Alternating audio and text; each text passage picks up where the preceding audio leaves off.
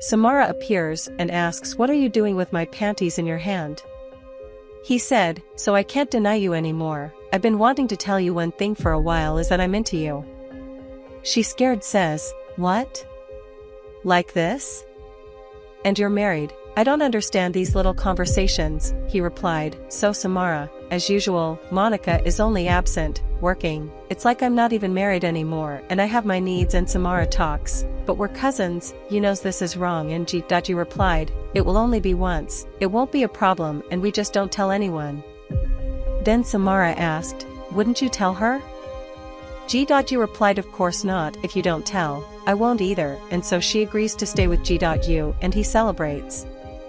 6 months later, G. opens the door and finds Samara with a big belly and asks Samara.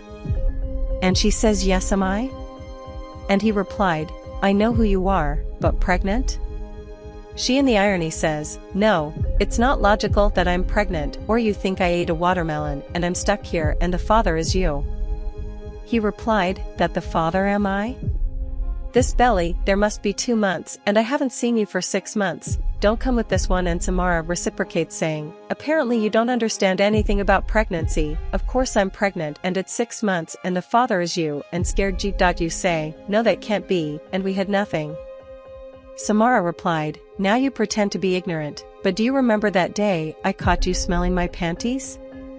Well, either you assume and pay child support or you have to tell Monica everything." And he says, "No, don't tell her at all. Let's see what we can do, but that way you stay 6 months in any corner, and how I'm going to make sure this is my son?" And another one, Monica is also expecting a child, and I know this one is really mine. And Samara says, "At the time of doing it, you didn't think about it." And he says, "Look here, Samara, that was not the deal." And she says, "You found it even if after doing all this, wouldn't it have consequences?" Now hold on, he's scared against the wall and says, "I can't believe this is happening to me." Monica approaches and asks Samara, "How much time? And that big belly there, are you pregnant too?" And Samara says, "Because it's a woman, I'm 6 months pregnant." And Monica says, "How funny, it's been 6 months that you haven't been here, but tell me who the father is." And Samara says, "I won't even tell you, woman." Monica turns to G. and says, "You're rude, you didn't even invite our friend to come in," and asks Samara to come in. Sitting on the sofa, Monica passes her hand on Samara's belly and says, "Wow, but your big belly is really beautiful. Is it 6 months old?" "It's so big, but tell me who the father is." And Samara replied, "Hey, friend, the worst thing is, you don't know, he's married. And he doesn't want to take on the child." Monica replied, "Married? Dude, you're very naughty. Do you really think he's going to leave the other one there to stay with you?" Samara replied, "Then friend, let this story go. It is very complicated, but tell me, how many months are you?" "I'm 6 months old, but I'm not the focus. I want to know about this ruffle of this married boy." Then he tells me, and Samara says, "Oh friend, just remembering it makes me angry. He seduced me and he's shameless. Do you believe that his wife was in the room, and on top of that he doesn't want to admit it?" Iago says, "What do you mean a guy makes his son and doesn't want to assume? If it were me in this clown's place, I would take over his son." And Samara then says, "Yes, I also think he should take over. The least is to take his consequences." Monica turns to G. and says, "Look, G. if you did that to me, I don't even know what I would be able to do with you, and you're not even crazy to make a son and not assume." G. turns around and says, "What a love. Stop thinking that about me. I'm here and it's logical that I'm good in that sense." Monica replied, "Yes, but then I have nothing to complain about. You know, he's a great husband, and I'm sure he will be a great father too, and he doesn't miss anything, and what a good G." Samara says, "Oh friend, I don't know what to do anymore. I'm so desperate and I'm so alone. I'm young and I haven't even finished my college yet, and where did I get myself?" Monica says, "Oh friend, I didn't want to say anything. No, but I know very well where you got yourself. But woman, you went to get a married man, and so many men in the world, there's no way to defend you." Iago says, "I'm sorry, you fell for this guy's conversation. He must be very good at talking." G.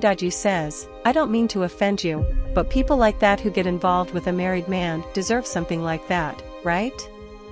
Angry Samara says, "What's it like? How can you do this to me? I'm your cousin. Monica says, look at the way you're talking about your cousin, and another one won't blame the woman, because there are a lot of naughty men. Iago says, I really don't think it's right what she did, but he should also be responsible. And taking over the child, then Samara says, then I'm not feeling very well, I need to go to the bathroom. Monica asked, do you want help? She says no, and gets up. Monica turns to Ji-U and says, do you see what you caused? The girl feels ill and goes there to see what she is going through since she is her cousin and help her. He agrees and goes. Ji-U knocks on the bathroom door, and when she opens the door he says, oh Samara, get out of there, and you can stop this bullshit and you will end up complicating me. Samara answers him, very funny, are you scared? Think about that before you treat me like that, and he says, no Samara, you are taking things to the wrong place, we have to talk. And Samara says, Ji-U, you still don't understand, I don't want to know anything anymore, and I need you to assume my child and pay the child support. And he says, you are complicating me, you are almost telling me that the child is mine, and understand one thing, I am not in a position to assume 2 children, no. Samara laughs and says, your problem, I will not raise this child alone, are you crazy? Not knowing that Monica was eavesdropping on the entire conversation, she comes close and asks, is that what I eavesdropped on? Is your child his? Ji-U turns around and says, that's not what you heard, no you heard it wrong, and Monica says, no I'm going crazy, is that it? And I heard clearly that the child is yours and you will deny it. Samara says, look Monica, I'm tired, and I've been wanting to talk to you for a while, and he is the father, and I can't stand this story anymore, and since I started I'm going to finish. This whole story happened when I was still living with you, and he told me that you weren't even together anymore. Monica replied saying, happened? How beautiful, right? And it just happened out of nowhere like a magic trick. And look, I don't ever want to see you again, and I don't know how you're going to solve this situation, but I don't want you inside my house anymore, and I want you to get out of here now. And Samara says, yes I will, but he will have to assume this child. Monica turns to Ji-U and says, wow, I never expected that from you. Iago comes close and Monica says, do you know what your brother did? He got his cousin pregnant and put it in our house. And Iago says, are you serious brother that you did that? Am I not believing? Ji-U says, there was a slip of mine happens, and Monica, forgive me please. Monica says, this is unforgivable, and look, I don't want to know anymore, and I don't want to hear anything that comes out of your mouth, and I want you to leave my house. And Ji-U asks, what do you mean? Are you kicking me out? And she asks, don't come near me. And Ji-U says, I can take both. And Monica says, it's nothing more than his obligation, and he leaves, and I don't ever want to see you again. And he leaves. Iago apologizes to Monica for what her brother did and that anything she needed would help her, and she says, I'm going to need a lot of support right now, because my head is turned and I don't even know how I'm going to solve this. And Iago said, no don't worry, I'll be here, and hug her.